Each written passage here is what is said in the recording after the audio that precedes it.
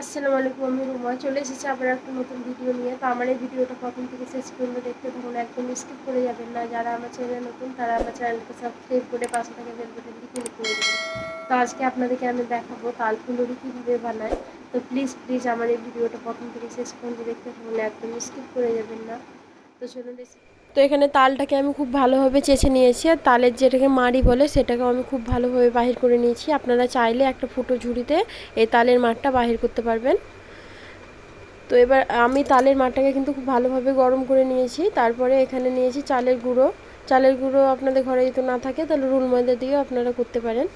আর এখানে আমি একটা বাটি নিয়ে নিয়েছি, এবার এই বাটিতে আমি সবগুলো মিক্স করে নেব। এখানে চালের গুঁড়ো দিয়ে দিলাম পরিমাপ মতো। আমি চালের গুঁড়ো দিলাম, খুব বেশিও না খুব কমও না। আমি যত কটা তাল ফুলুরি বানাবো সেই পরিমাপ মতনই আমি দিয়েছি এখানে। তারপরে তালের মাড়িটা আমি দিয়ে দিয়েছি। তারপরে আমি 1 কাপ মতো চিনি দিয়ে দিব।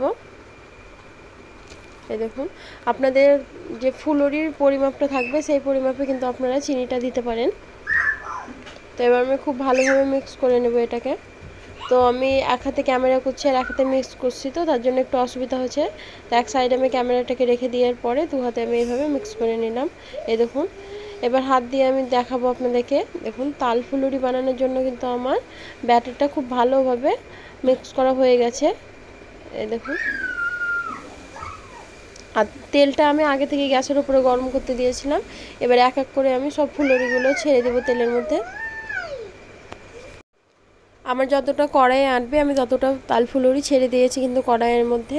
এবার খুব ভালোভাবে এপিট ওপিট করে আমি গোল্ডেন ব্রাউন করে ভেজে নেব।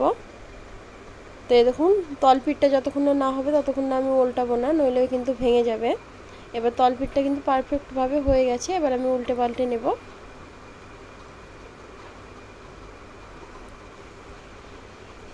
আর এই তাল ফুলুরিটা বানানো একদম কিন্তু ইজি। একবার হলো আপনারা আমার মতন করে বাড়িতে তাল ফুলুরি বানিয়ে দেখবেন, খুব মজা লাগবে খেতে। এবার আমি একটা থালাতে তুলে রেখে দেব। তাল ফুলুরিটা আমার ভাজা হয়ে গেছে, দেখুন একটা থালাতে আমি তুলে রেখে দিয়েছি। সেম একই রকম করে আমি আবারও তাল ফুলুরিগুলো দিয়ে দিব।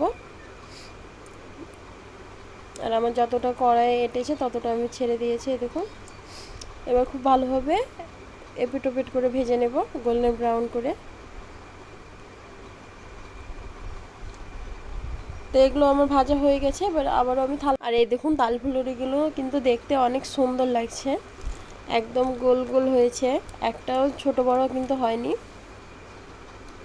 আর এই তাল ফুলুরিটা আমাদের বাড়িতে কিন্তু সবাই পছন্দ করে। আপনাদের বাড়িতে কে কে পছন্দ করে অবশ্যই কমেন্টে জানাবেন। তো এখানে আমি একটা প্লেটে পরিবেশন করে নিয়েছি, আর দেখতে কতটা সুন্দর লাগছে।